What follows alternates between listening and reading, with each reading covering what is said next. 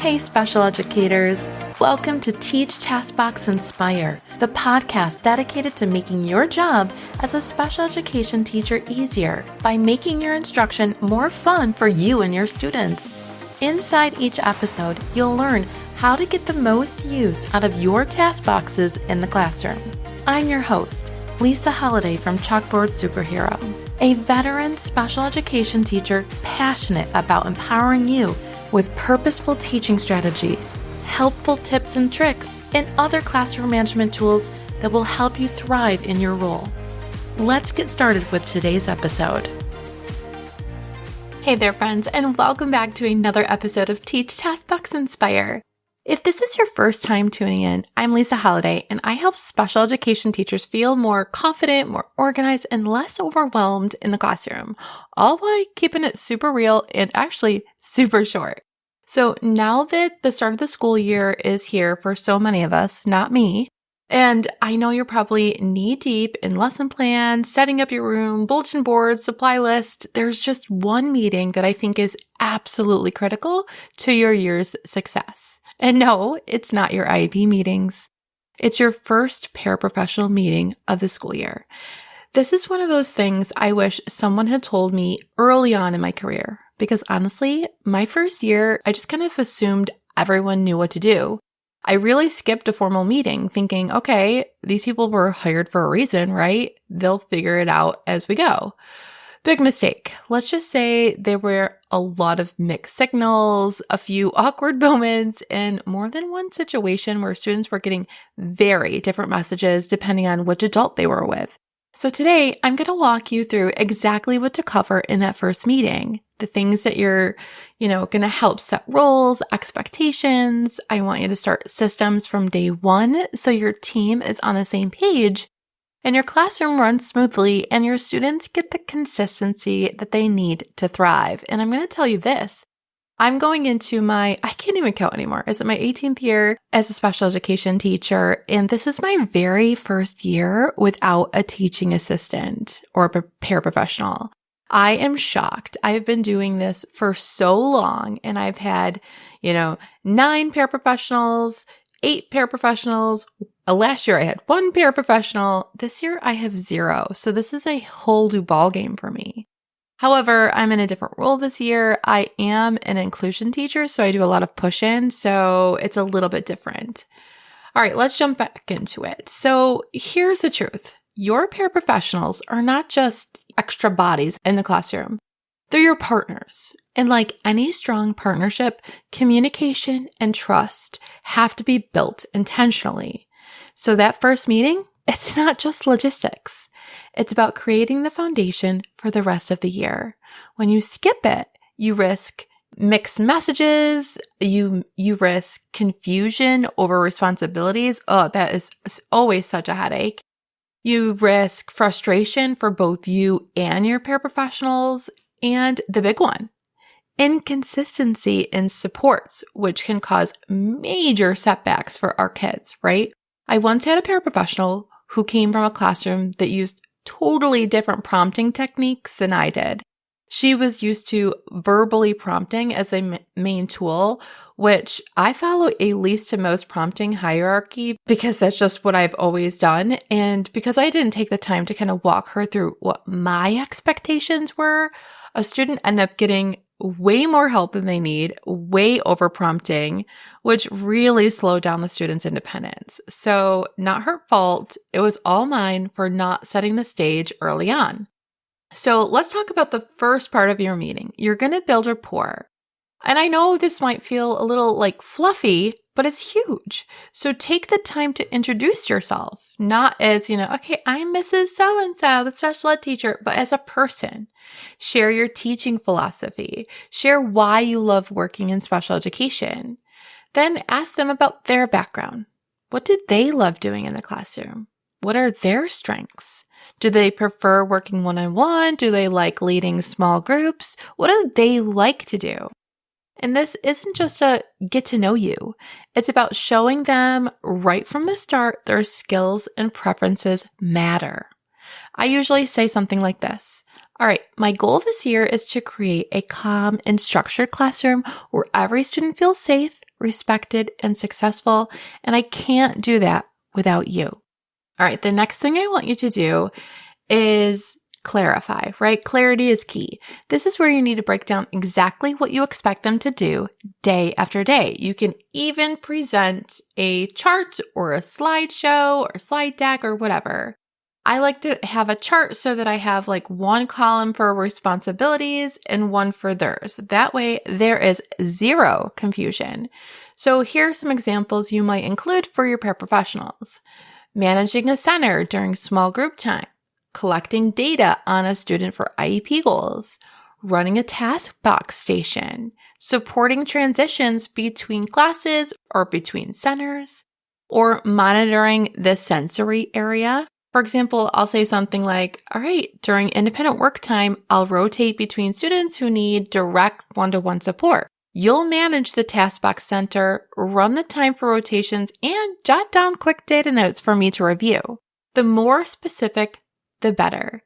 If you leave roles vague, you'll end up someone asking daily, all right, what do you want me to do now? And I'm telling you right now, that gets exhausting for everyone because you're not only trying to manage students, you're managing adults, right? So you want to make sure that you set the expectations up right.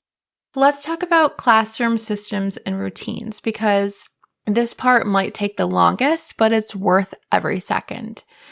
So during your presentation or meeting, you're going to go over a slide deck or however you're presenting this information, but you're going to have things like your daily schedule, how transitions are going to work in your classroom. You're going to go over any behavior support plans that you might have for your students. You're going to go over your reinforcement system because not every classroom has that and they might be new to it. These paraprofessionals might be even new to the teaching in general. Some of them might have been in daycare or they were just a stay-at-home mom and this is their first job. And then you're going to definitely go over the prompting hierarchy that you use. I have a freebie that I can link in my show notes, but this is also the time to model that, right? You don't want to just say, okay, we use a token board. You're going to break out the token board that you're using. You're going to show them how you introduce it to a student. You're going to give them tokens and how to deliver that reinforcer that they are going to earn. If you have more than one paraprofessional, you're going to grab them and you're going to say, okay, you are the paraprofessional, you're the student, go, right? When everyone is using these systems the same way, students get the structure that they need and behavior issues are going to decrease. All right, you're also going to decide how you're going to communicate. Some teams like quick morning check-ins, you might have end of the day debriefs, whatever you choose. You're going to make sure that you're consistent. And I know this is big, but you're going to decide how paraprofessionals should bring up concerns because that can get a little bit crazy too, because sometimes they're like, okay, Amy's talking about me in the corner. And then I'm constantly pulling adults into the hallway because what a waste of time that is, right? All right. So something you might see is if you see something concerning or you disagree with something, come talk to me privately and we'll solve the problem together. Or have a meeting and say, if you have a problem, try to solve it yourself with that adult. If not, then you can come to me. But sometimes if you're managing a lot of adults, it can get a little petty. All right, let's talk about boundaries. I know this part can feel so awkward, but it's better to be upfront than to try to correct something later. These are the topics that I want you to discuss. Cell phone use during the day. This can get out of hand because not only do kids get addicted to cell phones, but so do adults. And if you have them in your back pocket, it's easy to kind of whip out. So you want to go over those expectations. Then you're going to talk about personal conversations in front of students. You guys, especially women, get chatty, especially after a long weekend or a break. They want to talk about a lot of things that's coming up or things that have happened. Talk about when and where that is appropriate and it's not in front of students. Lastly, confidentiality. What's discussed in the classroom stays in the classroom. They aren't talking about these students anywhere else. So I always say things like, if a parent asks you about their child's progress, please redirect them to me. That way, they always get the full accurate picture and they can't get in trouble for things that they might say. All right, so a few things that may make these meetings more successful is if you give them a paraprofessional handbook. I'm going to link that in the show notes, or any cheat sheet with all the information, or you're going to put together a binder or a folder for them to have.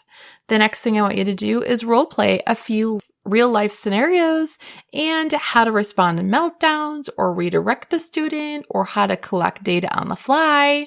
Then I want you to end the meeting with something positive. You're going to say like, I'm so excited to work with you this year, and I know our students are going to benefit from the amazing team that we're building here. And don't forget to ask them, what helps you feel most supported in your role? You're going to learn so much from this, and do not let them just be silent. Ask them, keep prodding them, and ask them, what is going to help you? How can I help you this year, right? All right, so to kind of recap, in your first paraprofessional meeting of the year, I want you to cover, number 1, build rapport and share your vision of what the classroom is going to look like. Number 2, clearly define roles and responsibilities. Number 3, walk through your classroom systems and routines. Number 4, set a communication plan. Number 5, discuss boundaries and professionalism. This one meeting will save you countless headaches down the road and will set your team up for success. All right, friends, that's it for today. If you found this episode helpful, please share it with another special education teacher who's gearing up for the beginning of the year. And if you want more tools for running a smooth, organized classroom, you know I've got plenty of resources waiting for you over at chalkboardsuperhero.com. Until next time, guys, bye-bye.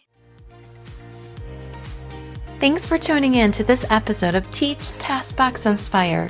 I hope you've gained some tips and motivation to fuel your week ahead.